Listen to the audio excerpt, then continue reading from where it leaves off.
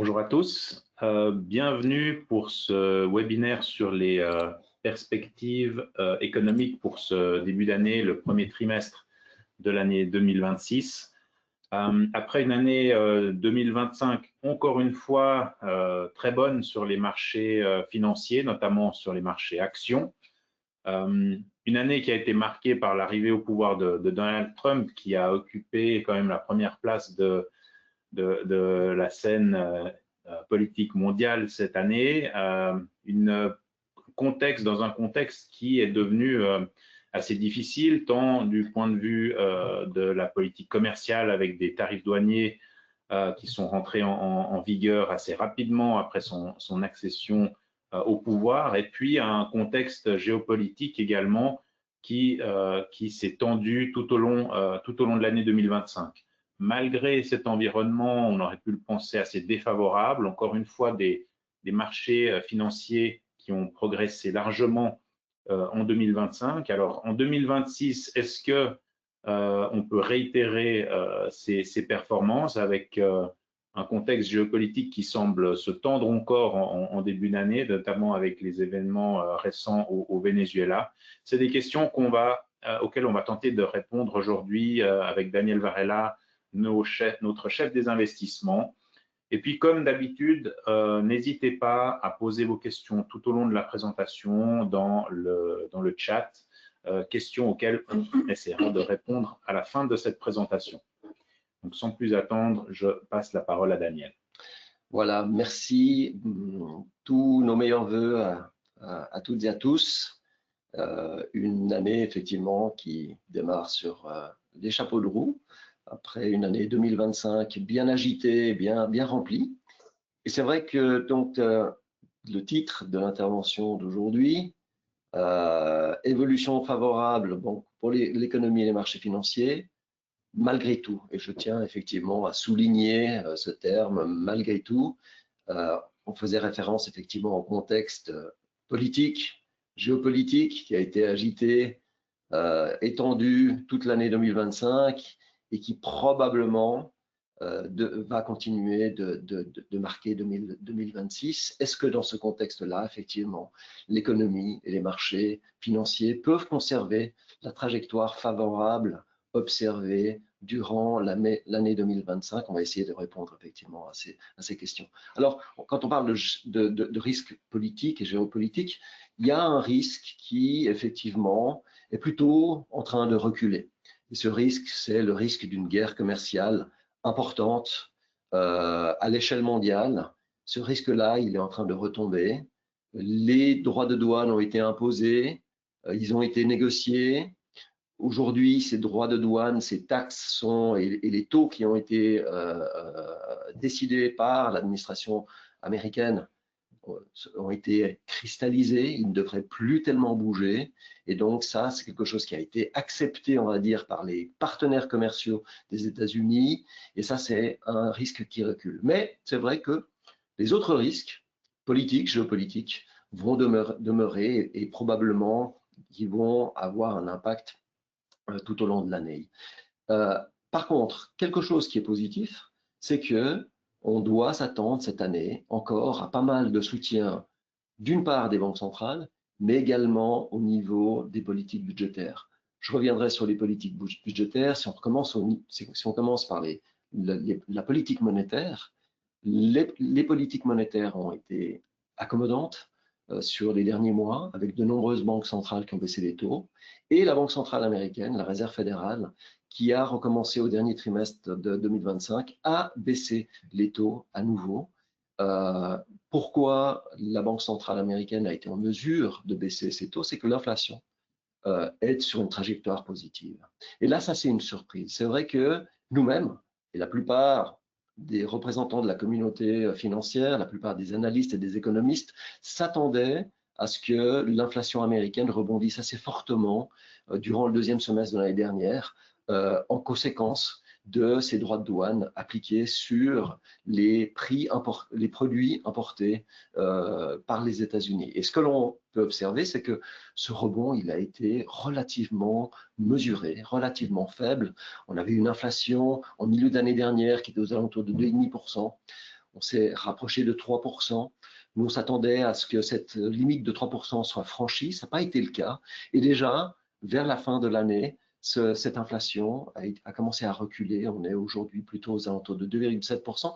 Et on s'attend à ce que cette trajectoire de modération de l'inflation aux États-Unis se poursuive de manière progressive sur les prochains mois pour différentes raisons. Une des raisons, c'est que le prix de l'énergie reste bon marché. On a même eu plutôt sur la fin de l'année dernière des prix du pétrole qui reculaient. Et puis on a également une modération des salaires qui est en place, qui se matérialise du côté des États-Unis. Et ça, c'est quelque chose aussi qui habituellement pointe sur un recul de l'inflation. Donc, les États-Unis, c'était un des pays où l'inflation représentait une source d'inquiétude.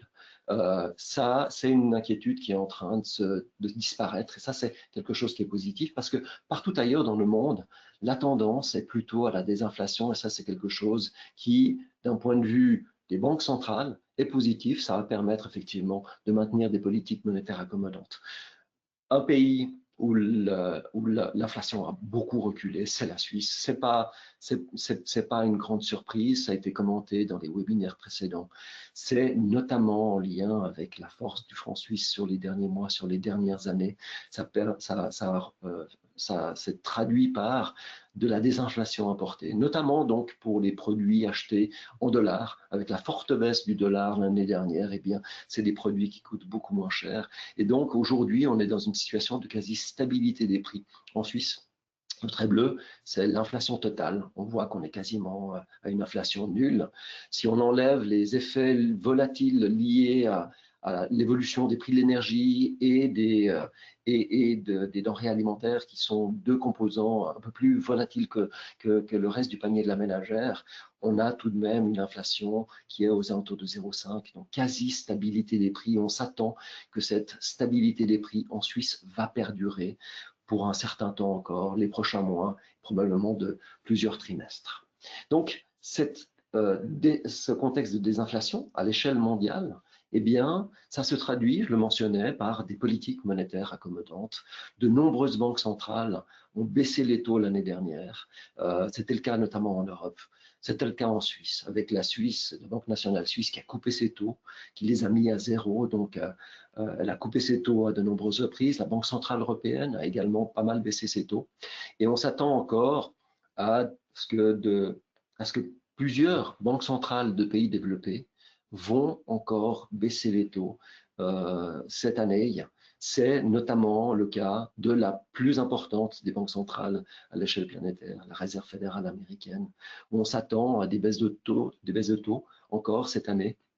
Notre attente, c'est une baisse de taux à 3 reprises, 3 fois 0,25%. Et donc, ça, c'est quelque chose qui, bien entendu, pointe sur un soutien pour l'économie américaine, un soutien pour l'économie mondiale, ce contexte de baisse de taux dans la plupart des pays développés, qui sera accompagné également par des baisses de taux également dans un certain nombre de pays émergents. C'est quelque chose qui pointe vers une économie qui, après avoir ralenti sous l'effet donc des droits de douane l'année dernière, eh bien, cette économie devrait se réorienter à la hausse avec une réaccélération cyclique qui devrait toucher quasiment toutes les zones géographiques. On parle de réaccélération de l'économie, mais on a quand même on a mentionné un contexte géopolitique qui se détériore. Et puis des droits de douane qui, même s'ils évoluent plus, on aurait pu s'attendre à ce qu'ils aient quand même un impact plus important. C'était la crainte au mois d'avril, donc un impact plus important sur la marge des affaires, sur la profitabilité des entreprises et puis sur l'inflation. Donc, comment est-ce qu'on peut effectivement envisager des bonnes perspectives pour l'économie dans un contexte qui reste quand même relativement défavorable? Alors, c'est vrai que ce contexte géopolitique, il reste défavorable, mais on a l'impression que l'économie, on va dire, notamment au niveau des entreprises, au niveau des différents agents économiques, c'est probablement les entreprises qui, l'année dernière, ont été le plus secouées par on va dire, la première année du deuxième mandat de M. Trump et par les décisions qui ont été prises par cette nouvelle administration. Mais je le mentionnais au niveau des droits de douane qui aujourd'hui semblent cristalliser sur des taux qui ne devraient plus tellement bouger. On a l'impression qu'il y a un certain retour de confiance, notamment au niveau des entreprises, au niveau des dirigeants d'entreprise, avec des dirigeants d'entreprise qui semblent s'habituer à ce nouveau paradigme géopolitique et qui décident effectivement de composer avec ce nouveau paradigme géopolitique. Alors, la première chose qu'il faut mentionner, de la même manière que les droits de douane n'ont pas eu un impact aussi important que prévu sur l'inflation, on a vu que de la même manière, l'économie américaine notamment, l'économie mondiale s'est montrée assez résiliente l'année dernière. Et c'est peut-être lié au fait que les taux douaniers, donc les droits de douane effectifs, mesurés, ont été très inférieurs à ce qui avait été annoncé. Donc, on voit ici la différence entre les droits de douane théoriques, le taux pour chaque pays qui figure sur ce graphique, et les taux qui ont été observés en fin de compte en milieu d'été de l'année dernière. On constate qu'il y a une grande divergence, à l'exception de quelques pays, au premier rang desquels la Chine, mais également de manière un peu plus étonnante le Japon. On constate que ces taux observés sont très en dessous des taux officiels. Alors ça s'explique par différentes raisons. Il y a eu des négociations, notamment au niveau sectoriel, qui a fait qu'un certain nombre de secteurs ont eu des taux, des taxes qui étaient donc bien inférieurs, voire même des exemptions de taxes douanières qui ont concerné un certain nombre de secteurs d'activité qui font que, en moyenne, les produits importés par les États-Unis ont été moins frappés que prévu par ces taxes douanières. Donc ça explique la résilience donc, de l'économie américaine l'année dernière et probablement ça participe aussi à un certain retour de confiance des dirigeants d'entreprise. Ce retour de confiance des dirigeants d'entreprise, on l'observe également donc, au niveau donc, d'un redémarrage des investissements. C'est assez clair ici au niveau des États-Unis, on le voit sur ce graphique, le trait bleu foncé. Les investissements repartent assez fortement à la hausse, donc les investissements des entreprises, et c'est notamment porté par les investissements qui sont réalisés dans le domaine de l'intelligence artificielle. C'est des investissements assez massifs, donc qui sont déployés beaucoup par les entreprises qui sont actives dans le domaine de la technologie et de l'intelligence artificielle, mais on observe également que de nombreuses entreprises dans d'autres secteurs d'activité investissent dans l'intelligence artificielle pour gagner en compétitivité, ou en tout cas maintenir leur compétitivité, et surtout améliorer leur productivité. Alors, ce qui est intéressant, hein, donc il faudra voir si cette tendance se poursuit. C'est intéressant d'observer la divergence qu'il y a entre les investissements qui repartent à la hausse et les créations d'emplois qui sont plutôt en recul. C'est peut-être un phénomène temporaire.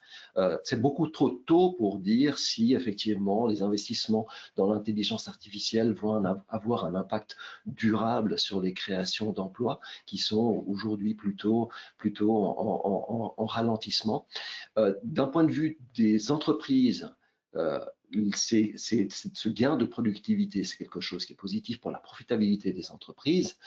Et par contre, d'un point de vue de la politique monétaire, c'est également quelque chose qui est positif, en tout cas aux États-Unis. On rappelle que la Réserve fédérale aux États-Unis a un double mandat.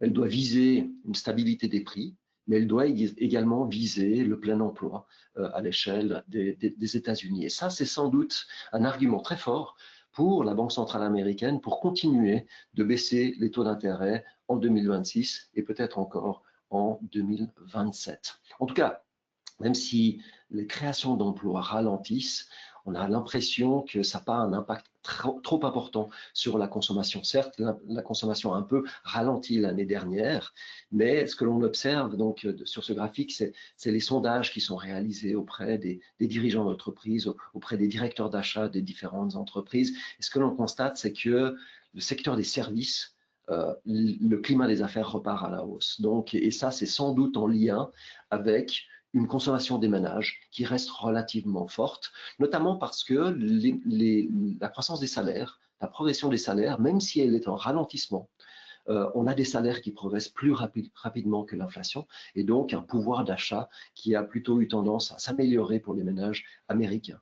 On notera que, en ce qui concerne l'industrie, et malgré effectivement cette volonté de réindustrialisation de la part de la nouvelle administration américaine, on constate que du côté de l'industrie, on a encore un moral qui reste un petit peu en berne pour l'instant. Par contre, c'est vrai que ce redémarrage, ce redressement du moral au niveau du secteur des services, c'est quelque chose qui pointe vers effectivement une situation économique relativement favorable du côté des États-Unis. On s'attend à une économie, une croissance qui va se maintenir, voire même qui devrait réaccélérer un petit peu en 2026. Croissance qui devrait également réaccélérer un peu du côté de l'Europe. On le voit, là aussi c'est un indicateur qui mesure le moral des entreprises, mais pas seulement. Donc c'est un indicateur avancé de l'économie européenne. Donc c'est quelque chose qui est sur un spectre relativement large, qui contient bien entendu le moral des dirigeants d'entreprise, mais également au niveau des consommateurs. Et donc on voit que c'est un indicateur avancé qui commence à redresser la tête et qui devrait se traduire effectivement par une croissance plus forte en Europe cette année, qui sera notamment portée, et j'en parlais en introduction, par des programmes de relance budgétaire. Ces programmes de relance budgétaire, ils existent à l'échelle européenne. On a encore le programme qui avait été décidé dans la foulée donc, de la crise Covid et qui permet un soutien assez fort du côté de bon nombre de pays, notamment donc, des pays méditerranéens. Mais c'est des programmes de relance budgétaire qui vont être beaucoup tirés par l'Allemagne, qui a annoncé un plan de relance extrêmement important qui aura bien entendu un impact assez fort sur la croissance allemande, mais qui devrait avoir des répercussions à l'échelle du continent européen. Et puis la Suisse, là aussi, on reste sur des enquêtes conjoncturelles, des indicateurs mesurés qui mesurent le climat des affaires, qui mesurent le moral des dirigeants d'entreprise et des directeurs d'achat des entreprises. Ces indicateurs, ils ont pas mal souffert des droits de douane l'année dernière. On voit qu'ils ont beaucoup accusé le coup au moment de l'annonce de ces droits de douane au mois d'avril. Il y a eu une rechute au mois d'août lorsque les droits de douane qui frappaient la Suisse sont montés à 39%, et puis des indicateurs qui relèvent un petit peu la tête en fin d'année, et ce redressement devrait se poursuivre puisque, comme on a pu effectivement l'observer en fin d'année dernière, la Suisse a obtenu une diminution de ses droits de douane de 39% à 15%. Donc ça, c'est quelque chose qui est positif. Ça reste 15% de droits de douane, mais on est en ligne avec nos concurrents européens. Donc les entreprises suisses ne sont pas pénalisées par rapport aux entreprises européennes dans leurs exportations en direction de ce marché extrêmement important qu'est les États-Unis, que sont les États-Unis. Donc une économie suisse qui devrait relever la tête aussi, qui a évité la récession, mais qui devrait donc connaître une croissance qui s'affirme un petit peu. Et puis dernièrement, donc la Chine. Donc là aussi, on a plutôt été surpris positivement par la résilience de la croissance chinoise l'année dernière. Ça s'explique par différentes raisons. La première, c'est que, et ça c'est quelque chose qui est très, très étonnant, on le voit sur ce graphique qui décompose la croissance chinoise, qui donc a atteint environ 5% l'année dernière, une croissance où on constate que les exportations se sont maintenues à un niveau quand même relativement élevé. Donc ça, c'est quelque chose qui a étonné et qui s'explique par le fait que les exportations en direction des États-Unis ne se sont pas totalement arrêtées. Bien au contraire, elles se sont elles sont restées à un niveau relativement stable par le biais de réexportation. Donc, c'est vrai que la Chine a beaucoup utilisé des pays voisins pour utiliser une sorte de politique de réexportation en direction des États-Unis depuis des pays qui sont frappés par des droits de douane beaucoup moins importants que ne le sont les exportations chinoises en direction des États-Unis. Donc ça a maintenu effectivement la croissance. La croissance portée par la consommation privée, la consommation des ménages, là on reste dans une consommation des ménages qui reste relativement faible, en lien notamment avec la crise immobilière qui se poursuit depuis de nombreuses années en Chine. Mais c'est vrai que le gouvernement chinois a utilisé des plans de relance, des plans de soutien pour garantir que la croissance chinoise ne ralentisse pas trop. Et probablement que ces plans de soutien vont se prolonger sur les prochaines années. C'est le souhait du gouvernement chinois de piloter la croissance du pays pour éviter qu'elle ne ralentisse trop fortement. Cette croissance va ralentir de manière inéluctable sur les prochaines années. La Chine n'est plus vraiment un pays émergent et c'est tout à fait normal que son taux de croissance converge en direction des taux de croissance que l'on observe habituellement dans les pays développés. Mais la Chine souhaite effectivement s'assurer que le ralentissement ne se fait pas trop rapidement et que ce soit un ralentissement qui se produise de manière relativement progressive. Donc, un contexte macroéconomique relativement favorable. Il y a eu clairement un ralentissement en 2025.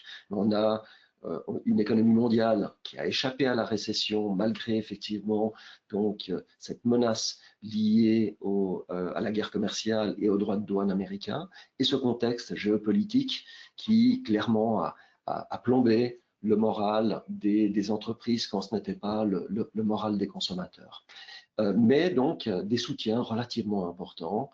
Et ces soutiens, notamment du côté de la politique monétaire, mais également du côté de la politique budgétaire, c'est quelque chose qui pointe vers un contexte assez favorable pour les bourses, avec le marché des actions qui, selon nous, conserve effectivement une place assez favorable et qui reste sans doute un actif qui doit être encore privilégié dans les portefeuilles. Alors, si on passe en revue effectivement les autres classes d'actifs, à commencer par le marché obligataire, c'est vrai que le marché obligataire n'a pas le même potentiel de performance que les marchés actions. Alors, ce graphique est intéressant parce qu'il montre effectivement d'où vient la performance des marchés obligataires. Généralement, le marché obligataire, c'est un coupon, donc le rendement que l'on a sur les obligations, plus une appréciation en capital qui parfois, durant certaines périodes, c'est des pertes en capital lorsque les taux d'intérêt remontent. Alors on voit que sur des périodes de 5 ans, clairement, on sort d'une période assez difficile, donc la période 2020-2024. Il y a eu cette remontée des taux d'intérêt qui aujourd'hui est stoppée. On assiste plutôt à une baisse des taux d'intérêt et c'est vrai que c'est quelque chose qui avait beaucoup pénalisé les portefeuilles obligataires. Donc, durant cette période de 2020 à 2024, là, on est plutôt dans une période relativement neutre pour les marchés obligataires. On ne s'attend pas à une appréciation des cours, une appréciation en capital. On pense que les taux d'intérêt à long terme vont rester relativement stables. Par contre, des coupons positifs qui vont être perçus. Donc, on s'attend à ce que la performance des marchés obligataires dans le monde, ça soit en fait expliqué, représenté par la performance qu'on obtient de la part des coupons. Alors là, il y a un marché qui effectivement n'est pas très bien positionné en termes de coupons, c'est le marché suisse, parce qu'aujourd'hui, on a des taux qui sont très très bas en Suisse avec des coupons, en tout cas sur les obligations de la Confédération suisse qui sont inférieures à 0,3% sur des échéances à 10 ans, donc ça reste effectivement des rendements qui sont très très très bas et très proches de zéro. Marché action, comme je le disais, c'est un marché qui, probablement, un des marchés qui réserve le meilleur potentiel pour cette année 2026.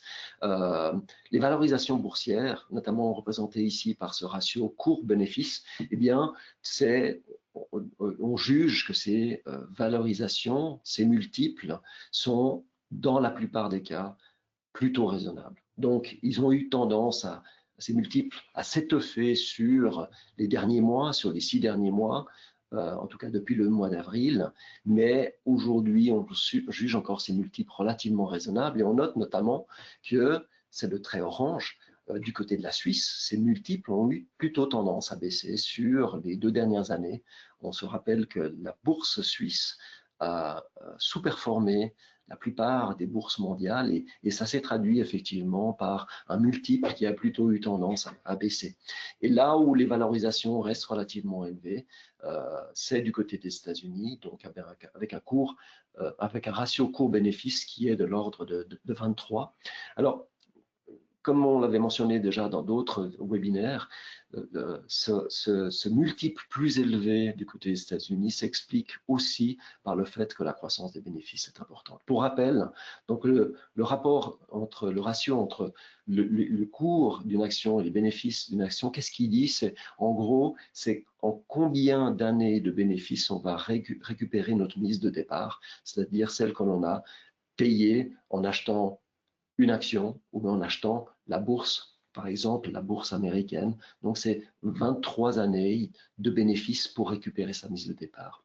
Mais ça, ce concept-là, il fait l'hypothèse, on fait l'hypothèse quand on utilise ce ratio, que les bénéfices vont rester stables. Or, ce que l'on a observé sur les dernières années, c'est que la capacité bénéficiaire des États-Unis a été extrêmement importante. Les bénéfices des entreprises ont fortement progressé du côté des États-Unis, notamment du côté du secteur de la technologie, mais pas seulement. Et ça fait que, bien entendu, quand vous avez des bénéfices qui croissent fortement, eh bien, le nombre d'années, vous récupérez votre mise en une période beaucoup plus courte que ce qui est indiqué par ce ratio de cours-bénéfice qui fait l'hypothèse que les bénéfices restent stables.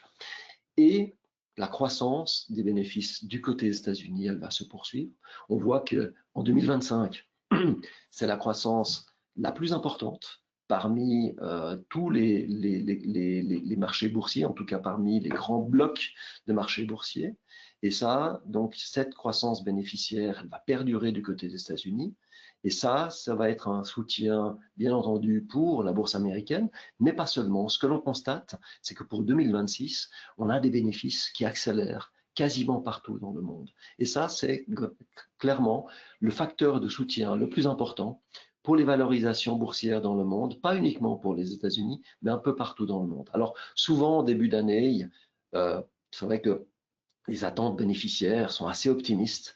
Parfois, ces attentes bénéficiaires durant l'année se voient un peu rabotées, mais clairement, ce que l'on note, c'est que on a une claire réaccélération des bénéfices à l'échelle planétaire, et ça va se traduire par un soutien important pour les bourses. Et puis le cycle boursier qui reste favorable. Donc ce cycle boursier, donc, il est notamment porté par l'économie, bien sûr, mais également par le cycle monétaire. Et ce cycle monétaire, la corrélation entre l'évolution des bourses et la politique monétaire des banques centrales, elle est relativement forte, et notamment du côté des États-Unis. Ce graphique est intéressant, on l'a déjà montré donc, dans un webinaire précédent, mais on pense que c'est important de revenir sur ce graphique. Qu'est-ce qu'il nous dit, ce graphique? En fait, la Banque centrale américaine, la Réserve fédérale, a fait une pause sur ses taux d'intérêt donc l'année dernière, avec donc cette pause était justifiée par le fait que les politiques de la nouvelle administration Trump, et notamment en matière de droits de douane, pouvaient causer un rebond de l'inflation, et la Réserve fédérale américaine a préféré rester donc stable au niveau de sa politique monétaire en attendant de voir quels seraient les impacts sur l'inflation américaine. Elle a repris confiance par rapport à l'évolution de l'inflation du côté des États-Unis, donc dans le courant de l'été dernier, elle a recommencé à baisser ses taux d'intérêt au mois de septembre. Ce que ce graphique montre, c'est que donc on a regardé depuis le début des années 70 pour toutes les occasions où la Réserve fédérale américaine avait interrompu sa détente monétaire temporairement, notamment pour surveiller l'évolution de l'inflation. Et après une phase de pause, la Banque centrale américaine, lorsqu'elle recommençait à baisser des taux, ça s'est produit à 7 reprises depuis le début des années 70.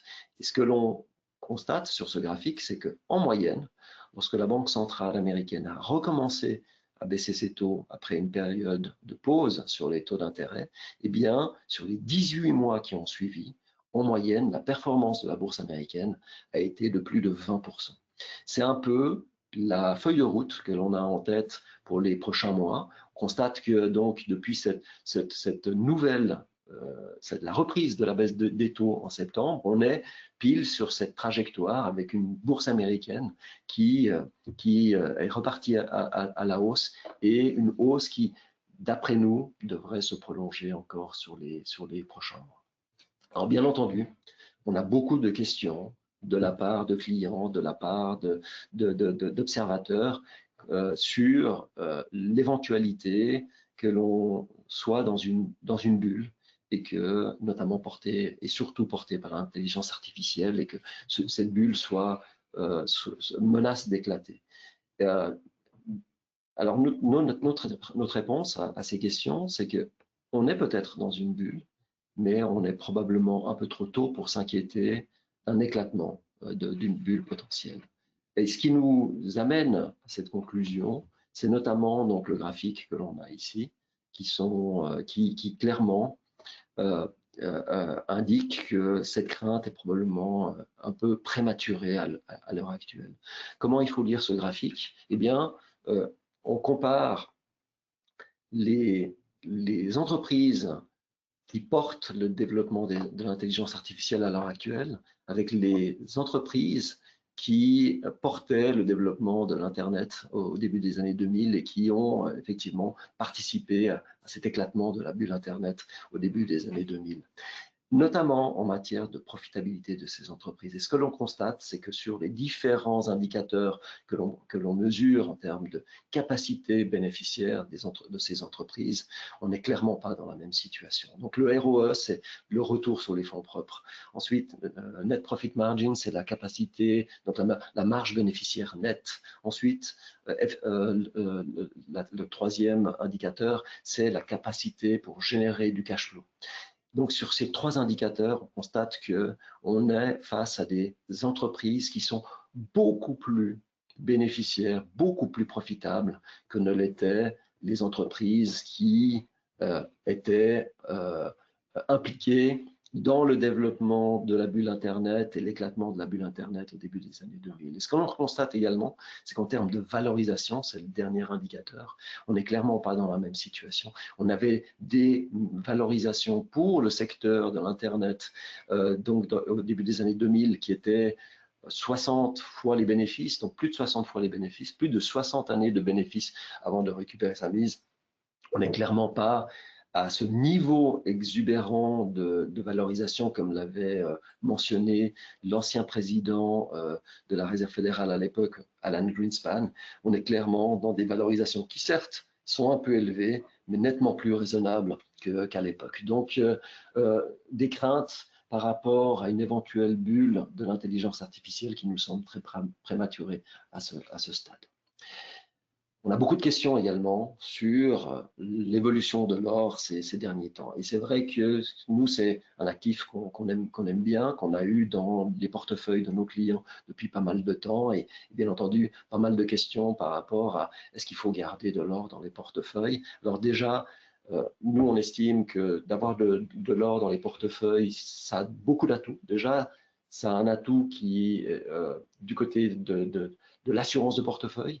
C'est un actif qui, quand les choses vont mal, quand il y a de la volatilité sur les marchés financiers, habituellement démontre une résistance assez forte.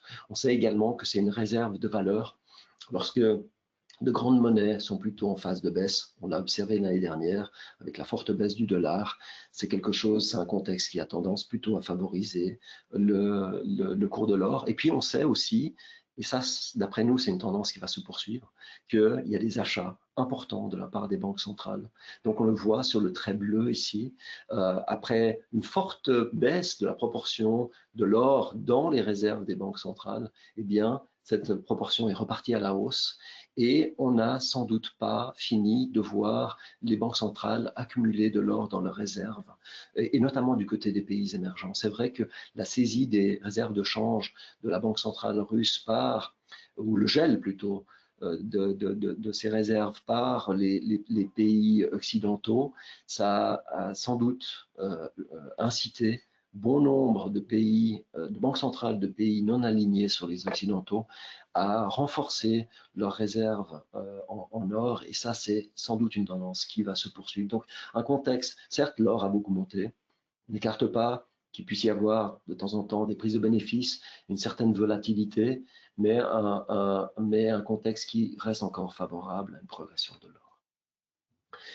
Et puis un mot sur l'immobilier suisse que l'on a dans les portefeuilles de nos clients au travers de fonds immobiliers cotés. Alors là, on distingue deux choses. Premièrement, la dynamique du marché immobilier suisse qui reste encore positive pour différentes raisons. On a des taux de vacances qui sont très faibles, donc on a sans doute pas assez construit ces dernières années, notamment dans un contexte d'immigration assez forte en direction de la Suisse. Donc des taux de vacances très très faibles, pas beaucoup de biens achetés, pas beaucoup de biens à louer. Donc ça, c'est quelque chose qui habituellement constitue un soutien relativement fort pour les prix immobiliers, un contexte de taux d'intérêt très très bas en Suisse. Donc une dynamique pour le marché immobilier qui restera relativement favorable. Mais par contre, c'est vrai que quand on observe du côté des fonds immobiliers cotés, et c'est le graphique, c'est ce que montre le graphique sur cette page, c'est que les agios donc, se sont fortement reconstitués. Donc, on n'atteint pas les sommets records qui avaient été atteints en 2021, mais on s'en approche. Donc, un marché des fonds immobiliers suisses qui devient un peu cher. Alors, le rendement est là, il reste positif, le rendement de ces fonds immobiliers, mais par contre, c'est vrai que les agios sont relativement importants. Les agios, qu'est-ce que ça veut dire? C'est que par rapport à la valeur nette des immeubles qui constituent le portefeuille immobilier des fonds qui sont cotés, eh bien, on paye une prime relativement importante en ce moment. Donc ça, c'est quelque chose qui est sans doute un signal d'alerte, pas un signal d'urgence et qui indique que potentiellement les fonds immobiliers vont repartir à la baisse dans un contexte de taux très bas, et à moins que les taux d'intérêt ne remontent rapidement, ce qui n'est pas notre scénario, il n'y a pas un risque immédiat, mais c'est vrai que c'est donc un actif qui est relativement cher. Et un dernier mot qui concerne le dollar. Après la forte baisse de l'année dernière, est-ce que cette baisse peut se prolonger, peut se poursuivre? Eh bien, ça, c'est quelque chose qu'on n'exclut pas. Le dollar, donc, et comme beaucoup de monnaies, dépend beaucoup donc des taux d'intérêt qui sont offerts par les États-Unis et surtout le surplus de taux d'intérêt qui est offert par rapport à d'autres monnaies. Sur ce graphique, c'est par rapport à l'euro. Et on constate que c'est le trait bleu clair. On constate que cette prime, ce différentiel de rendement, ce surplus qui est payé, ce surplus de taux d'intérêt que l'on a aux États-Unis par rapport à l'Europe, eh bien, c'est fortement raboté et ça a entraîné effectivement le dollar à la baisse dans son sillage. Alors, on s'attend effectivement à ce que le dollar reste sous pression, sous une pression baissière. Par contre, sans doute un potentiel de baisse qui ne sera pas aussi important qu'en 2025. On rappelle que le dollar a perdu quasiment 13% contre le franc suisse. Alors, on l'aura compris, on reste relativement constructif, positif sur les marchés financiers, notamment les actifs risqués pour 2026, malgré toujours un contexte un peu compliqué. Alors, est-ce qu'il y a lieu en ce début d'année de faire des gros changements dans son portefeuille, dans son allocation d'actifs? Et qu'est-ce qu'on recommande pour le premier trimestre comme changement majeur dans son exposition? Alors effectivement, donc on reste surpondéré en actions dans les portefeuilles. On a même augmenté notre pondération dans les portefeuilles. Ici, c'est le cas d'un portefeuille pondéré libellé en francs suisses. On renforce encore le poids des actions au travers d'une augmentation des actions suisses. Je le mentionnais, les actions suisses, les multiples ont baissé. Donc, les valorisations sont moins chères compte tenu de cette sous-performance accumulée sur les 2-3 dernières années, il nous semble que les actions suisses pourraient effectivement faire l'objet d'un certain rattrapage après ces 3 années de sous-performance. Alors, comment est-ce qu'on finance quelque part cette augmentation des actions suisses? Eh bien, on réduit notamment les produits liés au taux d'intérêt suisse qui offrent des rendements relativement faibles. On réduit les obligations suisses et on prend quelques bénéfices donc sur les fonds immobiliers qu'on réduit pas totalement dans les portefeuilles, mais on prend quelques bénéfices en réduisant donc la proportion investie dans les fonds immobiliers. Et puis, donc bien entendu, cette augmentation des actions, notamment en Suisse, elle est justifiée selon nous par rapport justement à ces perspectives bénéficiaires qui sont très, très positives et qui devraient constituer un soutien pour les bourses cette année, sans occulter bien entendu qu'il est fortement possible qu'on ait des phases de volatilité provoquées notamment par la géopolitique, par la politique américaine. Donc ça, il faut se tenir prêt effectivement à observer et endurer des phases de retour de volatilité sur les marchés. Mais il nous semble que donc, le potentiel de performance positive des bourses mondiales, notamment de la bourse suisse, justifie effectivement cette surpondération des actions. Un dernier changement que l'on a fait face à ce contexte effectivement donc de marché obligataire avec un rendement certes positif, mais qui n'est pas extrêmement important, on a décidé de créer une poche en obligations de pays émergents libellées en monnaie locale. Donc, les monnaies locales, elles ont commencé à surperformer donc, depuis environ 6 mois. Et il nous semble que le contexte actuel est encore favorable à une appréciation de ces différentes monnaies qui d'habitude font bien lorsque la Banque centrale américaine baisse les taux et d'habitude font bien lorsque le dollar est sous pression. Merci Daniel. Donc peut-être on peut passer maintenant aux questions. Première question justement sur une classe d'actifs dont on parle peut-être moins. Quand on parle de tensions géopolitiques, notamment Moyen-Orient ou avec des producteurs de pétrole comme le Venezuela, on peut s'attendre à des mouvements sur le prix du baril. Est-ce que c'est un actif auquel il faut s'exposer, où on voit du potentiel pour l'année 2026? Alors c'est vrai qu'on peut être étonné, malgré ce contexte géopolitique instable, de voir que le prix du pétrole n'a pas vraiment bougé et que sur l'année 2025, il a plutôt eu tendance à baisser. Premièrement, ce qu'il faut dire, c'est qu'effectivement, donc ces tensions géopolitiques, elles n'ont pas impacté donc les livraisons de pétrole. Les flux de pétrole sont restés stables. À aucun moment, donc, ces flux n'ont été menacés, même si on a observé effectivement la saisie de certains pétroliers qui tentaient d'exporter du pétrole sous sanction. Globalement, ce que l'on doit dire, c'est que le marché du pétrole, il est plutôt déséquilibré à l'heure actuelle. On a plutôt une offre surabondante. On produit beaucoup trop de pétrole par rapport à la consommation réelle de pétrole à l'échelle mondiale. Et ça, c'est quelque chose qui, d'après nous, va perdurer sur les prochains mois, en tout cas pour un certain temps. Donc aujourd'hui, d'un point de vue investissement, on regarde ceci de près, peut-être que ça va changer, mais d'un point de vue investissement, le contexte n'est pas très favorable à une hausse du prix du pétrole sur les prochains mois. Aux États-Unis, on le voit sur le début d'année, un autre élément qui perturbe un peu les investisseurs, c'est les attaques de Donald Trump envers Jérôme Powell, donc responsable de la Fed. Cette indépendance de la Fed, elle est mise à risque aujourd'hui. Qu'est-ce que ça implique pour les marchés et puis pour cette politique monétaire aux États-Unis? Alors c'est vrai que c'est des attaques qui ne sont pas nouvelles, donc c'est des attaques qui datent depuis bien longtemps, y compris durant le premier mandat de M. Trump, et alors même que c'est M. Trump qui avait nommé Jérôme Powell à la présidence de la Réserve fédérale, il y avait déjà des coups de pression à l'époque et ces coups de pression se poursuivent. On a encore vu ce week-end, effectivement, donc le gouvernement américain qui essaye de poursuivre M. Powell en justice pour un soi-disant dépassement de budget dans la rénovation des bureaux de la Réserve fédérale américaine. Tout ceci, c'est un prétexte. On s'attend effectivement à ce que ces pressions se prolongent. Alors, ce qu'on ne s'explique pas trop, en tout cas, c'est vrai qu'on a eu des questions à ce niveau-là, c'est pourquoi ce coup de pression sur Jérôme Powell, alors qu'il va être remplacé à la tête de la Réserve fédérale au mois de mai. Son mandat comme président se termine au mois de mai. C'est probablement parce que M. Powell, s'il n'est plus président à partir du mois de mai, son mandat au sein du bureau qui définit la politique monétaire de la Réserve fédérale se prolonge encore jusqu'en 2028.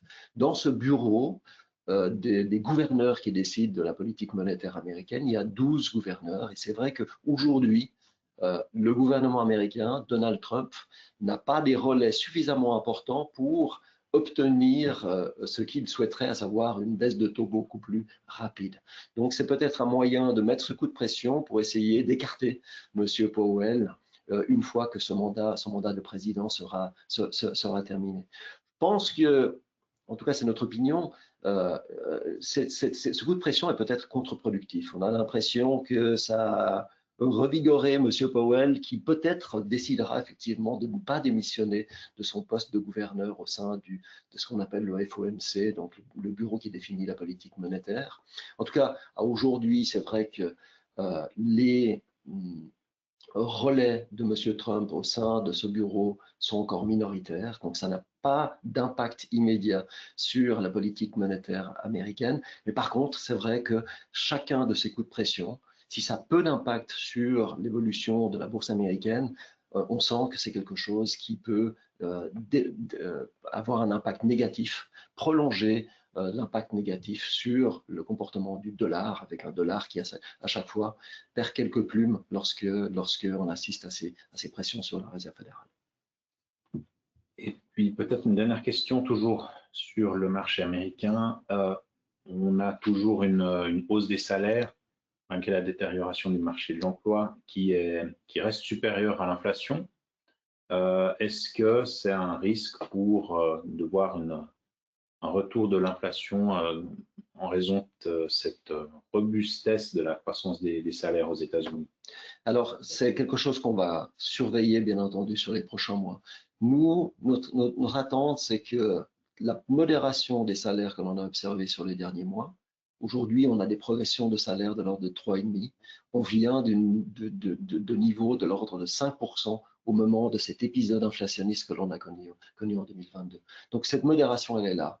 Et compte tenu effectivement de ce coup de froid que l'on observe sur le marché de l'emploi, probablement que les salaires vont continuer de se modérer sur les prochains mois. Donc, aujourd'hui, c'est plus, comme je le disais préalablement, donc c'est un pouvoir d'achat qui s'est renforcé, mais la tendance semble assez évidente. Les salaires vont continuer de se modérer, à moins, bien entendu, qu'on ait un retournement important au niveau des créations d'emplois qui repartent fortement à la hausse. Ce n'est pas vraiment notre scénario à l'heure actuelle.